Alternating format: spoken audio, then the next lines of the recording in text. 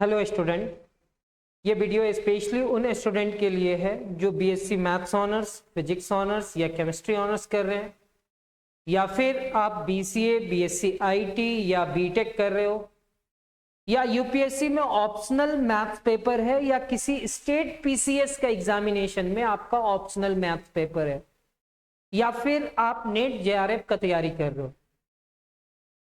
अगर आप अपने बेसिक मैथ्स के कॉन्सेप्ट को स्ट्रांग करना चाहते हैं और मैथ्स को इजीली और सिस्टमैटिकली समझना चाहते हैं तो ये क्लासेस आपके लिए परफेक्ट है। मेरा नाम संदीप और आप देख रहे हैं मैथ विद संदीप भट्ट। चलिए शुरू करते हैं।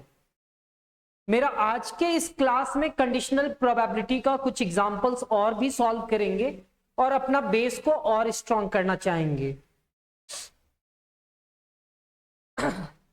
कंडीशनल प्रोबेबिलिटी का जो हम लोग फॉर्मूला देखे थे, प्रोबेबिलिटी ऑफ ए का प्रोबेबिलिटी निकालना है, और जो एक्सपेरिमेंट हुआ है उस एक्सपेरिमेंट में मेरे को पता हो चुका है कि बी हो चुका है, यानी कि probability of A under the condition that B is equal to formula होता है probability of A intersection B divided by probability of b. जो बाद में होता है उसको नीचे लिखते हैं।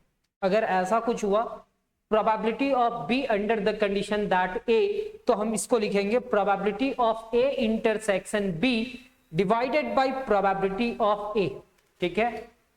अब हम लोग आज जो एक क्वेश्चन देख रहे हैं, पिछले क्लासेस में कुछ क्वेश्चंस देख चुके हैं, तो क्वेश्चन नंबर 11 क्या कहता है वो समझते हैं। यहां पे कहता है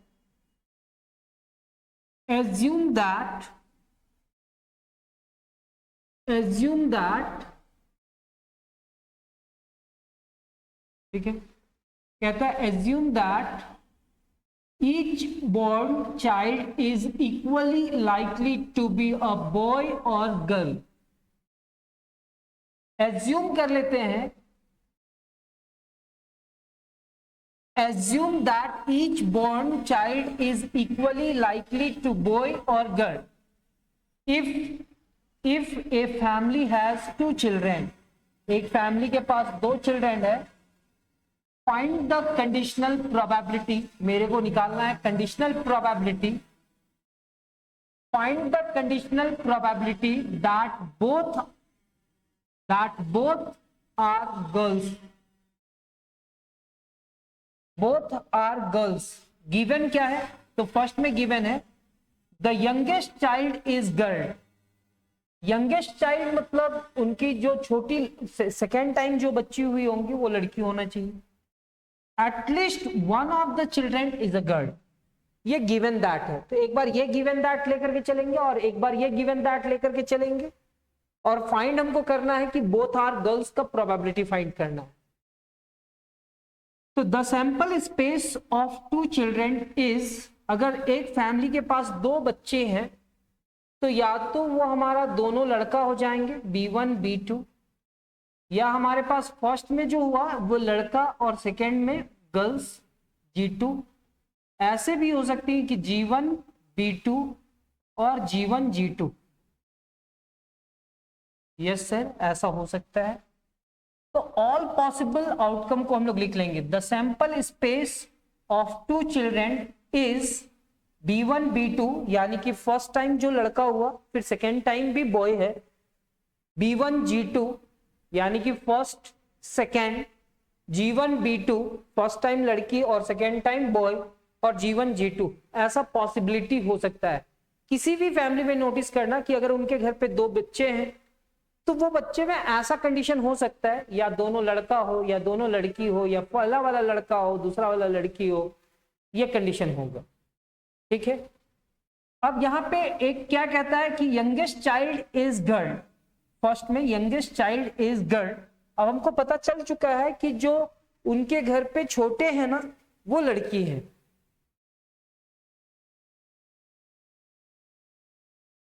ठीक है, ठीक है। अब हम लोग को यहाँ पे प्रोबेबिलिटी किसका फाइंड करना था, तो find the probability that both are girls. तो सर इस सैंपल स्पेस में मेरे को बोथ आर गर्ल्स का प्रोबेबिलिटी फाइंड करना है, तो इस सैंपल स्पेस में क्या ये दोनों लड़की है? नहीं। ये दोनों लड़की है? नहीं। ये दोनों लड़की है? तो दोनों लड़की यहाँ पे है, हाँ या ना?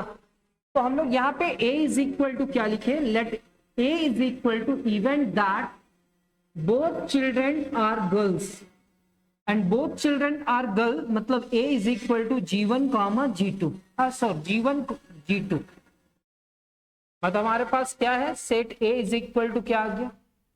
G1 G2। और b में क्या हो जाएगा? यंगेस्ट चिल्ड्रन,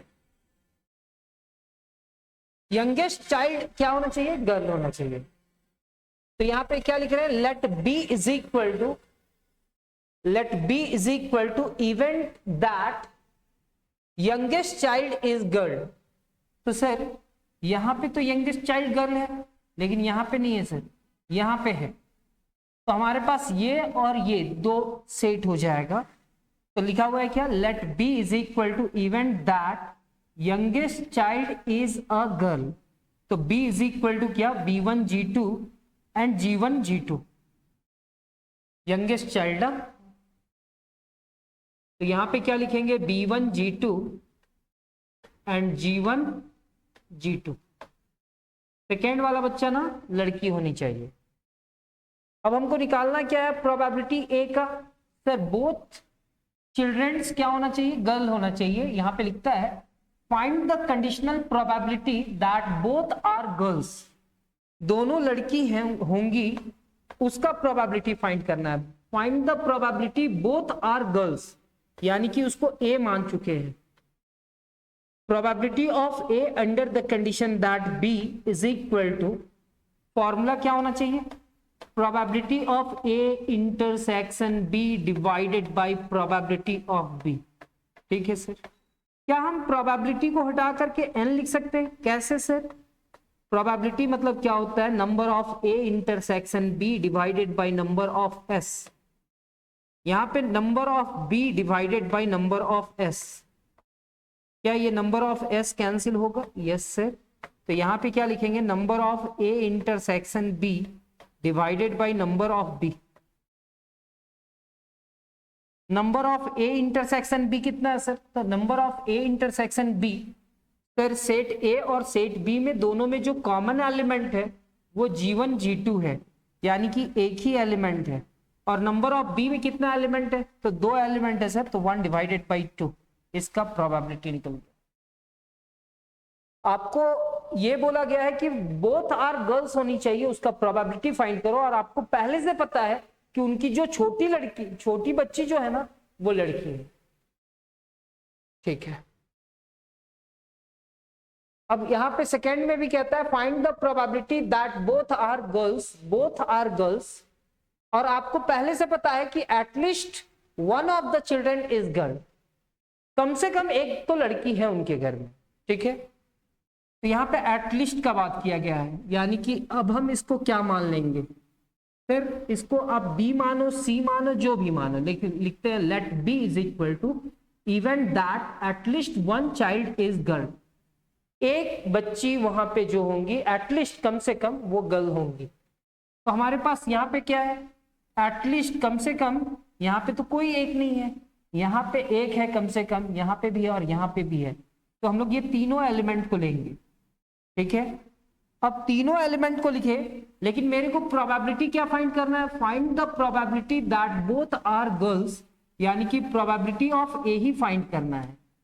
और गिवन दैट क्या है? बी है, यानी कि probability of A given that B, यानी कि probability of A given that B का फॉर्मूला क्या लगेगा? सर यहाँ पे आप लगाओगे फिर से probability of A intersection B divided by probability of B. इसको सिंप्लीफाई करोगे सर, यहाँ पे क्या लिखेंगे? Number of A intersection B divided by number of B. ठीक है सर। तो ए और बी के बीच में जब इंटरसेक्शन करेंगे ना, तो यहाँ पे G1 G2 है और यहाँ पे भी G1 G2 है, तो कॉमन एलिमेंट एक होगा। वो एक एलिमेंट क्या होगा सर? तो सर वो एक एलिमेंट हमारे पास G1 G2 होगा। इसमें कितना एलिमेंट है? 3, यानी कि 1 डिवाइडेड बाई 3 हो जाएगा।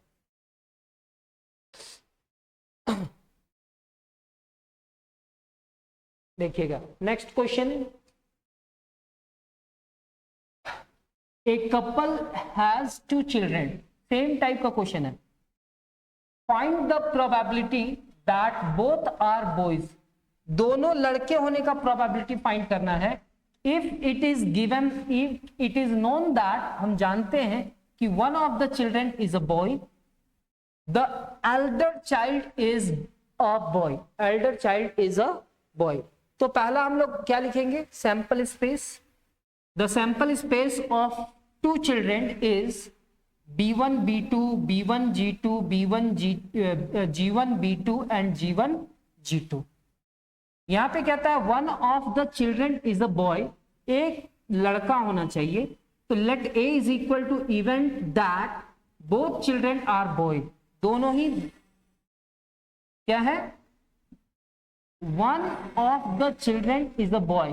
ठीक है, ये तो हम कंडीशन लेकर के चले हैं, लेकिन प्रोबेबिलिटी किसका निकालना है, तो कहता है find the probability that both are boys. तो पहला इवेंट में क्या लिखे, event that both children are boys, both children are boy, इसमें कहां पे है, तो सर यहां पे है। तो हम लोग यहां पे लिखेंगे B1 B2। लेकिन गिवन क्या है, आपको मालूम है पहले से, आप जानते हो कि उस कपल के पास one of the children is a boy, कोई एक तो लड़का है, कंफर्म है। तो let B is equal to event that at least one child is a boy, एक लड़का है। तो वो कौन सा लड़का हो सकता है ये पता नहीं आपको, B1 B2 पहला लड़का है, अच्छा एक कम से कम है, तो ऐसा भी हो सकता है, ये भी हो सकता है और ये भी हो सकता है। अब आपको प्रोबेबिलिटी बोथ आर बॉयज का पूछ रहा है, यानी कि हम लोग को प्रोबेबिलिटी बोथ आर बॉयज का पूछ रहा है, और मालूम क्या है कि दोनों उस फैमिली में, उस कपल में एक लड़का है। तो ऐसा कितना कंडीशन हो सकता है, इसमें भी कम से कम एक लड़का है, यहां पे भी, यहां पे भी। तो हम क्या इस पूरे टर्म को लिख सकते हैं sir, probability of A intersection B divided by कितना, प्रोबेबिलिटी ऑफ बी। इसको नंबर में कन्वर्ट कर सकते हैं क्या, तो number of A intersection B divided by number of B. Sir number of A intersection B कितने के बराबर होगा सर, सर ये दोनों में कॉमन एलिमेंट क्या है, ए और बी में, B1 B2 दोनों में कॉमन क्या है, B1 B2, मतलब एक ही एलिमेंट कॉमन है। और प्रोबेबिलिटी नंबर ऑफ बी में कितने एलिमेंट है, तो 3। इसका रिजल्ट कितना आएगा, 1 डिवाइडेड बाई 3 आया है क्या, यस सर। ठीक है, मेरे को बोथ आर बॉयज को प्रोबेबिलिटी निकालना है, तो ये ए है। अब वहां पे the elder child is a boy, तो यहां पे क्या लिखा है, elder child is a boy, let B is equal to event that elder child is a boy. अब उसको पहले से पता है कि बड़ा वाला जो है ना वो लड़का है, तो अगर बड़ा वाला लड़का है तो हो सकता है कि सेकेंड वाला भी लड़का हो जाए, या बड़ा वाला लड़का है तो सेकेंड वाला क्या हो जाए, लड़की। तो वो दो चीज को हम लोग वहां से निकाले। अब ये दोनों में कॉमन एलिमेंट क्या है, इसमें और इसमें कॉमन एलिमेंट B1 और B2 है, यानी कि 1 हो जाएगा, और इसके अंदर कितने एलिमेंट है, 2, यानी कि 1/2 हो जाएगा। इंटरसेक्शन निकालते हैं ना, ऐसे ही कॉमन एलिमेंट 1 है और प्रोबेबिलिटी नंबर ऑफ बी कितना है, 2, हो गया।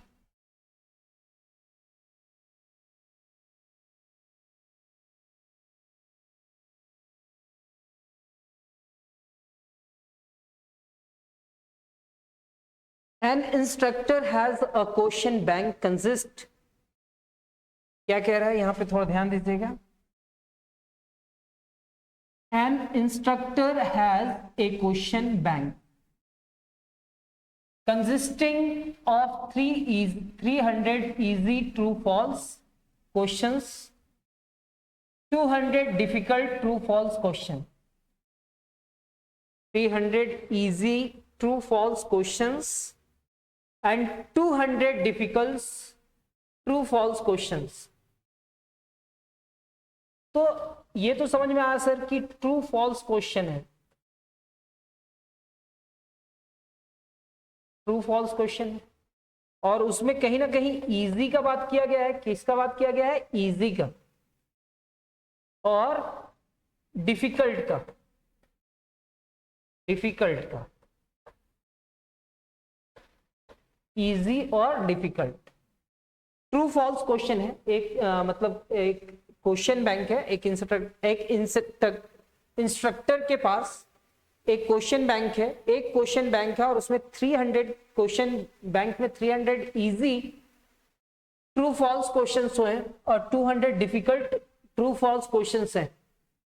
अब यहाँ पे कहीं ना कहीं मल्टीपल चॉइस क्वेश्चन भी है। क्या है? मल्टीपल चॉइस क्वेश्चन है, यानी कि मल्टीपल चॉइस क्वेश्चन। तो कहता है 500 easy multiple choice question and 400 difficult multiple choice question. यानी कि हमारे पास कितना है यहाँ पे 500 मल्टीपल एंड उसके बाद कितना 400 डिफिकल्ट। ये इजी है और ये क्या है? डिफिकल्ट है।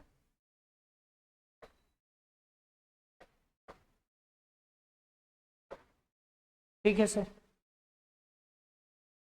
If A question is selected, अगर हम एक क्वेश्चन वहां से सेलेक्ट करते हैं at random from the question bank, और कहां से? क्वेश्चन बैंक से, what is the probability it will be an easy question, यानी कि इजी क्वेश्चन होने का प्रोबेबिलिटी क्या होगा? यानी कि प्रोबेबिलिटी ऑफ ए, जिसका प्रोबेबिलिटी निकालना है उसको ए मान लेंगे। ए हमारा इजी क्वेश्चन का प्रोबेबिलिटी पूछ रहा है और गिवन क्या है? Given that it is a multiple choice question, और हमको पता है कि ये जो क्वेश्चन है वो मल्टीपल चॉइस क्वेश्चन। फिर से हमारे पास ट्रू फॉल्स क्वेश्चंस है, हमारे पास मल्टीपल चॉइस क्वेश्चंस है। ठीक है, हमारे पास ट्रू फॉल्स में इजी क्वेश्चंस कितने हैं? तो हमारे पास ट्रू फॉल्स में इजी क्वेश्चंस 300 है। तो सर डिफिकल्ट क्वेश्चन कितना है सर? तो सर डिफिकल्ट क्वेश्चन हमारे पास कितना है? 200 ट्रू फॉल्स में। सर मल्टीपल चॉइस क्वेश्चन में इजी क्वेश्चन 500 है और डिफिकल्ट कितना है सर? 400 है। तो यहां पे लिखता क्या है? लेट ए, जिसका प्रोबेबिलिटी निकालना है, event that the question is easy, event that the question is easy. आपको इजी का प्रोबेबिलिटी निकालना है। एक क्वेश्चन वहां से निकाला गया और कहता है if A question is selected at random from the question bank, what is the probability that it will be an easy question? तो ए को क्या मान रहे हैं? Event that the question is easy. अब इजी क्वेश्चन हमारे पास क्या क्या हो सकता है? तो इजी में हमारे पास ट्रू फॉल्स हो सकता है और इजी में मल्टीपल चॉइस क्वेश्चन हो सकता है, क्योंकि अभी हम सैंपल स्पेस में वो सारे क्वेश्चंस को रखे हैं। कितना क्वेश्चंस को रखे हैं? 300, 200, 500, 400 सारे क्वेश्चंस हैं। तो वो सैंपल स्पेस में इजी क्वेश्चन कहां कहां पे है? तो वहां पे 300 है और यहां पे कितना है? 500। तो 3 और 5 कितना हो गया? 800 इजी क्वेश्चन। ठीक है, 800 इजी क्वेश्चन हुआ। बी में क्या कहता है? Event that the question is the multiple choice question, और वहां पे कहता है it will be an easy question given that it is the multiple choice question. और ये क्या है? Multiple choice question. तो बी में क्या लिखा गया है? Event that the question is multiple choice question. वो क्वेश्चन क्या है? Multiple choice question. तो B is equal to easy multiple choice question comma difficult multiple choice question. ठीक है, अब हमको probability of easy, probability of किसका?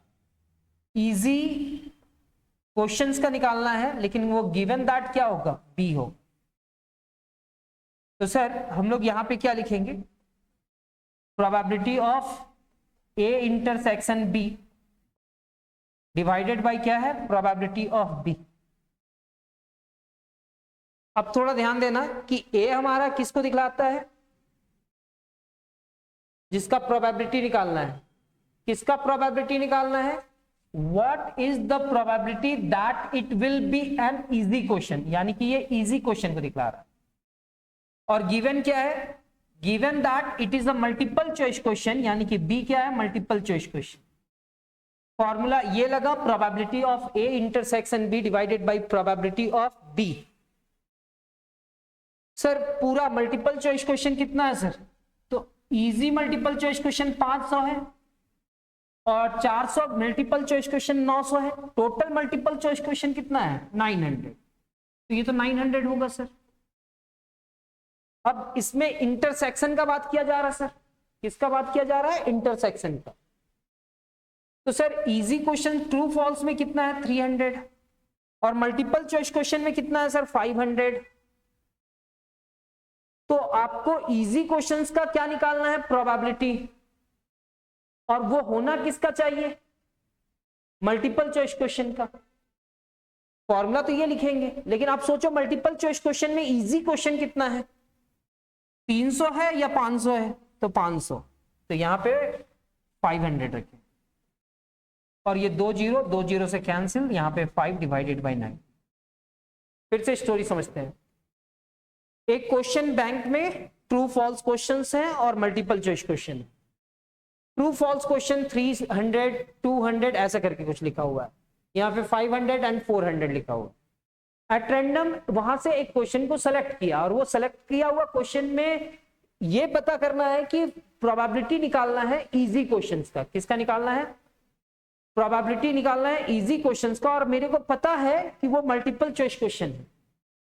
तो मल्टीपल चॉइस क्वेश्चन कितना है? 5 और 4 9, 900 है। वो इजी भी है और डिफिकल्ट भी है। 500 और 400 900 हुआ। लेकिन अब भाई ये मल्टीपल चॉइस क्वेश्चन में इजी क्वेश्चंस क्या है? अगर इंटरसेक्शन लिखे तो यहाँ पे 300 ट्रू फॉल्स को हटा देंगे। तो है क्या इजी क्वेश्चंस? किसमें ट्रू फॉल्स को हटा करके मल्टीपल चॉइस क्वेश्चंस का 500 लिखेंगे डिवाइडेड बाय 900। 2 0 कैंसिल हुआ, रिजल्ट कितना आएगा? 5 डिवाइडेड बाय 9।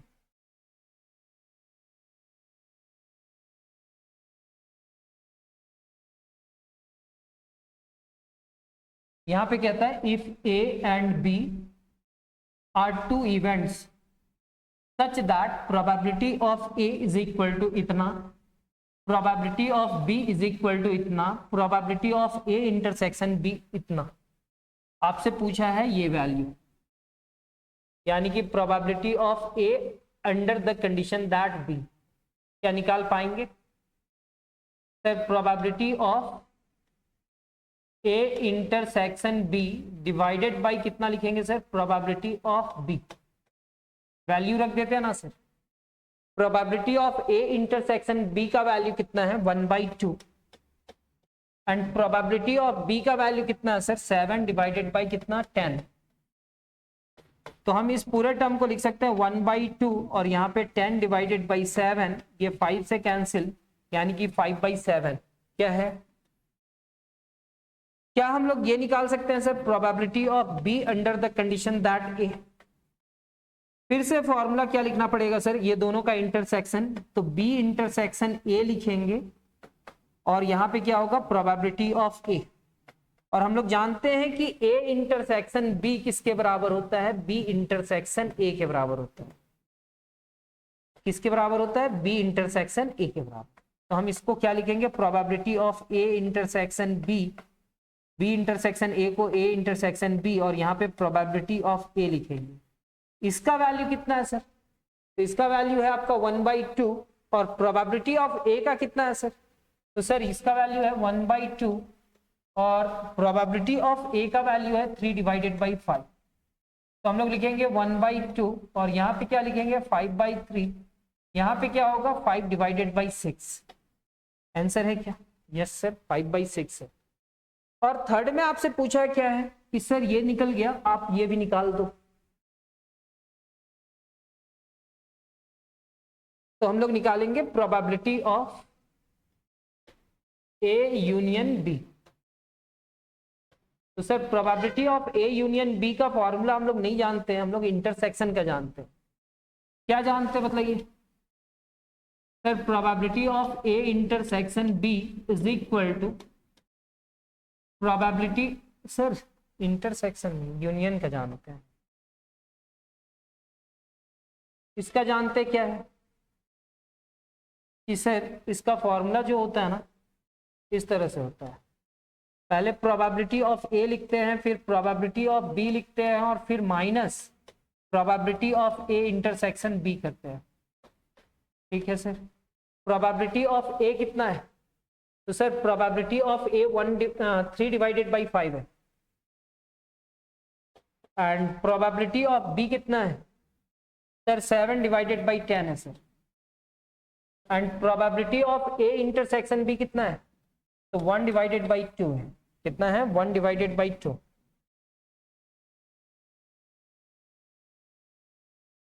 अब हम इस पूरे टर्म का एलसीएम लेंगे तो एलसीएम कितना आएगा? 10 आएगा। 5 2 10, यानी कि 2 3 6 होगा एक बार में, तो ये 7 होगा, 5 टाइम में ये 5 होगा। 6 और 7 13, यानी कि 13 माइनस 5 डिवाइडेड बाई कितना हो जाएगा? 10, यानी कि 8 डिवाइडेड बाई 10, और 8 डिवाइडेड बाई 10 मतलब 2 4 जा एंड 2 5 जा। रिजल्ट कितना हो जाएगा? 4 डिवाइडेड बाई 5 आया सर। तो जैसे क्वेश्चन सॉल्व करेंगे ना, तो आपको फॉर्मूला याद होने लगेगा। हम तो प्रूफ करे हैं, इस प्लेलिस्ट में आपको मिल जाएगा इसका प्रूफ। अब हम लोग नेक्स्ट क्वेश्चन में आएंगे, क्वेश्चन नंबर 15। कहता है फाइंड करना है probability of A intersection B का, और आपको प्रोबेबिलिटी ऑफ ए दिया हुआ है और ये दिया हुआ है। तो जो दिया हुआ है उसके हेल्प से हम इसके हेल्प से इंटरसेक्शन के बारे में सोचेंगे। तो सर जो दिया हुआ है उसी को लिख लेते हैं ना सर। हमारे पास क्या है? Probability of B under the condition that A, यानी कि आपको प्रोबेबिलिटी ऑफ बी और अकरेंस। सर क्या हम इस पूरे टर्म को लिख सकते हैं? Probability of B intersection A लिख सकते हो सर। और यहां पे क्या लिखेंगे? Probability of A. सर अभी आप लोग को बतलाया था ना कि probability of B intersection A को क्या लिखा जा सकता है? सर इस पूरे टर्म को आप लिखोगे probability of A intersection B, और ये क्या होगा? Probability of A. तो आप मेरे को बतलाओ इसका रिजल्ट, और इसका रिजल्ट है क्या आपके पास? सर इसी का तो निकालना है, इसी का तो निकालना है। तो है किसका रिजल्ट? सर इसका रिजल्ट है और इसका रिजल्ट है। इसके जगह पे ये रखेंगे और इसके जगह पे ये रखेंगे। तो यहां पे क्या लिख देंगे सर? यहां पे लिखेंगे 3 डिवाइडेड बाई 10। यहां पे क्या होगा? Probability of A intersection B, and probability of A is equal to क्या होगा? 2 डिवाइडेड बाई 5। सर इसको सिंप्लीफाई करते हैं ना, 3 डिवाइडेड बाई 10, यहाँ पे 5 डिवाइडेड बाई 2, 5 ऊपर गया, डिवाइडेड बाई 2 रहा, और यहाँ पे क्या है sir? Probability of A intersection B. Sir 2 इधर जाएगा, 5 इधर आएगा, 3 इंटू 10, 2 डिवाइडेड बाई 5, और यहाँ पे probability of A intersection B. 2 5 यानी कि probability of A intersection B is equal to 3 divided by 25। कैसे निकालना है वो सीखते जाइए। कोई भी क्वेश्चन सॉल्व करेंगे ना तो आपको आइडिया रहेगा कि सर ऐसे कुछ कुछ क्वेश्चंस को सिखलाए थे।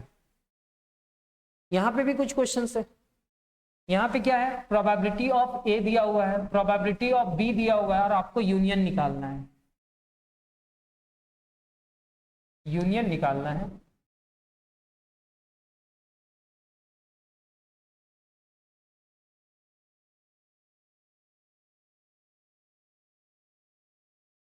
यूनियन तो दिया हुआ है, सॉरी, आपको प्रोबेबिलिटी ऑफ ए दिया हुआ है, प्रोबेबिलिटी ऑफ बी दिया हुआ है, और यूनियन भी दिया हुआ है। आपको ये 4 चीज निकालना है, 1 2 3 4।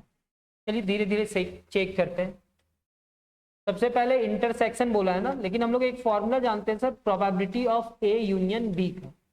ये फॉर्मूला क्या होता है? Probability of A plus probability of B minus probability of A intersection B. Yes sir, ये फॉर्मूला होता है।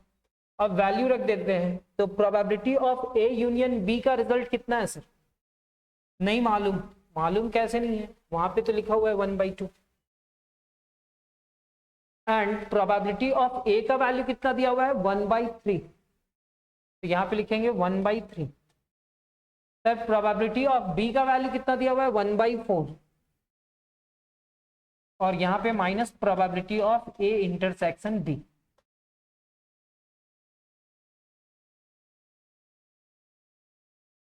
सर क्या हम इस पूरे टर्म को लिख सकते हैं 1/2 -1/3 -1/4? सर ऐसे क्यों लिख रहे हैं, तो कैसे लिख दें? हम लोग को निकालना इसका है और ये निगेटिव है, तो इसको उठा करके ले जाओ सर इधर, यानी कि probability of A intersection B को इधर लेकर के जाना। यहाँ पे 4 और 3 है, यानी कि 1/3 प्लस 1/4, और ये 1/2 इधर आएगा तो निगेटिव हो जाएगा। तो सिंप्लीफाई करना है sir, probability of A intersection B is equal to क्या हो जाएगा, 3 4 2 का एलसीएम 12 होगा, 3 4 जा 12, 4 टाइम्स में, तो यहाँ पे 4 लिखेंगे, 4 3 जा 12 यानी कि 3 लिखेंगे, 2 6 जा यानी कि -6 लिखेंगे, यानी कि हम इस पूरे टर्म को लिखेंगे probability of A intersection B is equal to 7 - 6 यानी कि 1/12, यानी कि probability of A intersection B is equal to कितना आया, 1/12। ठीक है,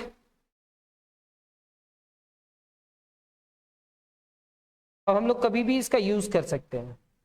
तो सर ये आप निकाल लोगे कैसे, तो कंडीशनल प्रोबेबिलिटी है, probability of A under the condition that B, formula लगा करके सिंप्लीफाई किया, रिजल्ट आ गया, ये भी निकल जाएगा और ये भी निकल जाएगा। Probability of B under the condition that A को हम लोग क्या लिख सकते हैं, probability of A intersection B divided by probability of B, simplify करा 1/4। 4 नंबर में देखते हैं, यहाँ पे क्या लिखा हुआ है, probability of A not given that B not, ऐसे भी लिखते हैं, जो कॉम्प्लीमेंट लिखा हुआ है उसको ऐसे भी लिखते हैं। तो सबसे पहले आप इसका फॉर्मूला बनाना, इसका फॉर्मूला क्या बनेगा, probability of A, complement of A intersection complement of B divided bye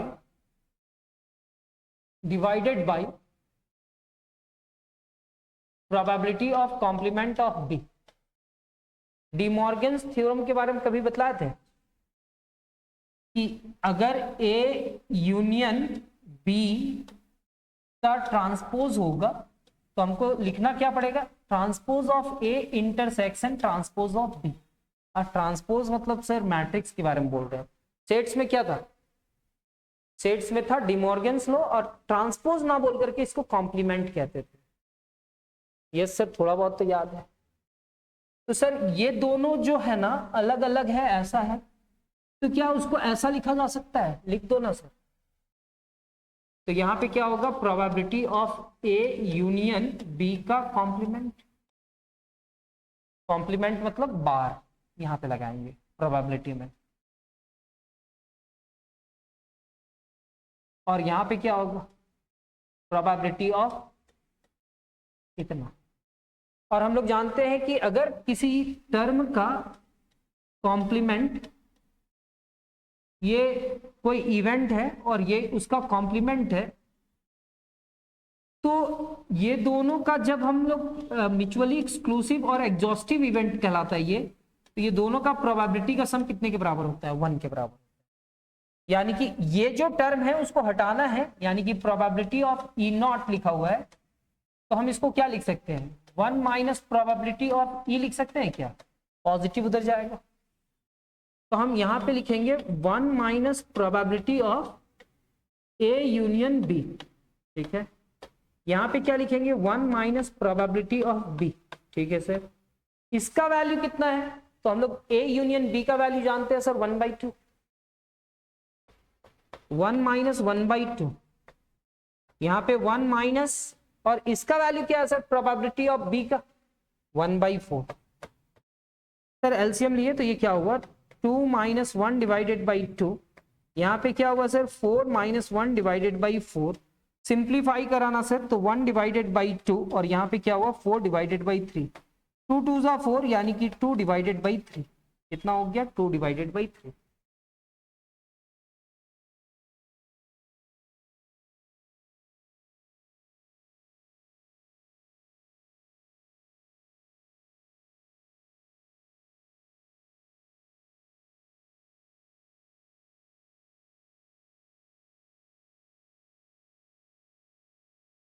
अच्छा एक बार इसको चेक कर लीजिएगा, ठीक है, हम लोग तो ऐसे ही बनाते हैं।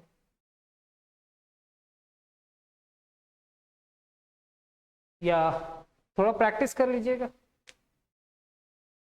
नेक्स्ट क्लास में हम आप लोग को बतलाएंगे। तो आज इतने ही रखते हैं।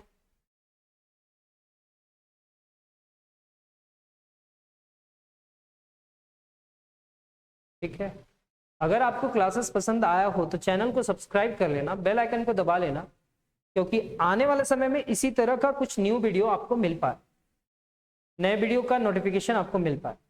तो मिलते हैं हम लोग नेक्स्ट क्लास में, तब तक अपना ख्याल रखिए। धन्यवाद, जय हिंद।